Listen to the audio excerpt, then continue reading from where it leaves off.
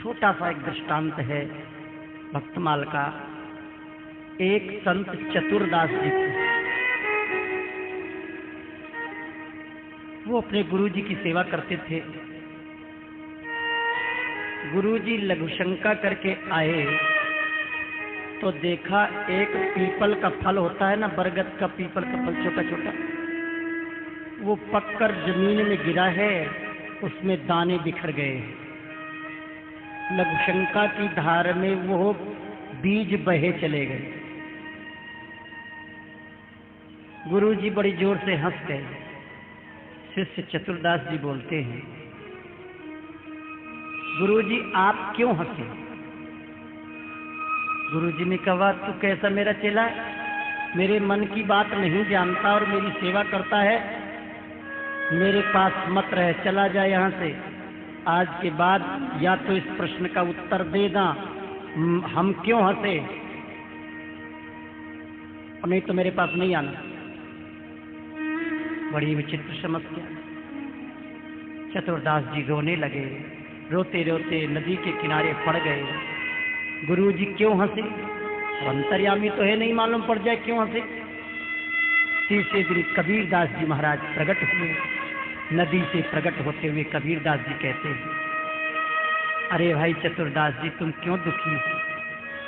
महाराज आप कौन हैं, मैं आपको नहीं जानता। भैया मेरे को कबीरदास कहते हैं। वाह महाराज, बड़ी कृपा की, आप प्रकट होकर दर्शन दिए। चरणों में गिर गए। गुरु जी क्यों हंसे, जवाब दे दो महाराज।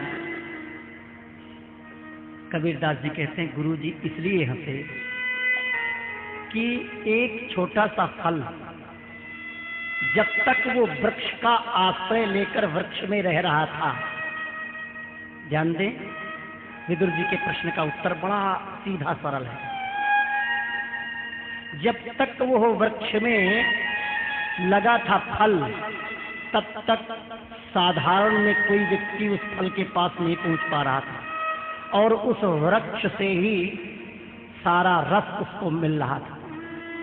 बड़े आनंद में था, बड़े मग्न में था, बड़ा प्रसन्न था, चैतन्य था, अमल था, विमल था, सुख की राशि था वो। लेकिन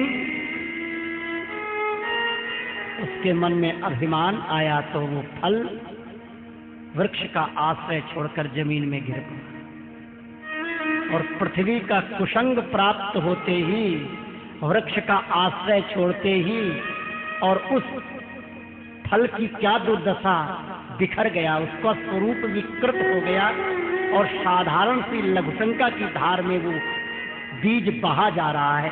यह जीव जब तक परमात्मा की शरण में रहा तब तक बड़े सुख में, बड़े चैन में, बड़े आनंद में रहा। लेकिन जब इसने माया को स्वीकार किया, संसार में आया, तो साधारण सी माया के प्रवाह में आकर वो जीव बहा चला जा रहा है। उसका स्वरूप बिगड़ गया, विगलित हो गया। इसका मूल कारण है भगवत विमुखता। कबीरदास जी कहते हैं, यही सोचा तुम्हारे गुरु जी, सुखों की जड़ है भगवत सन्मुखता, और सारे दुखों की जड़ है भगवत विमुखता।